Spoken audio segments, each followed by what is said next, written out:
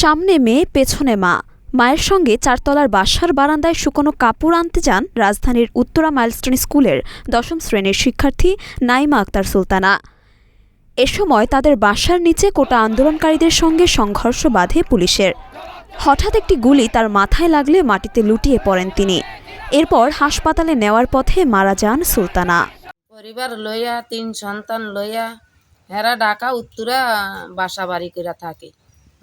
মাইনাস্টার স্কুলে পড়ায়। ওই স্কুলও হেরা ৪তলায় থাকে আর কি। এই ৪তলার ভিতরে হেরা যে আসিল হেন তো এই মাইয়া জানালা দিয়ে মারিয়া দুয়ার দিয়া ইয়ার ইয়া নিতে আইসে, কাপড় নিতে আইসে আর ইয়া গুল্লি মারছে। মাগো কয়া উঠছে আর মা আয়া দেখায় যে পইরা রইছে। মঙ্গলবার বিকেলে ঢাকা পোস্টের কাছে এভাবেই স্কুল শিক্ষার্থী নাইমা আক্তার সুলতানা নিহত হওয়ার বর্ণনা দেন তার বাবা গোলাম মোস্তফা দেওয়ান।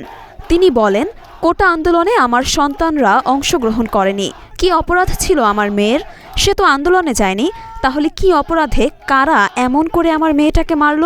কার কাছে বিচার চাইব? আমি এখন কি নিয়ে বাঁচব?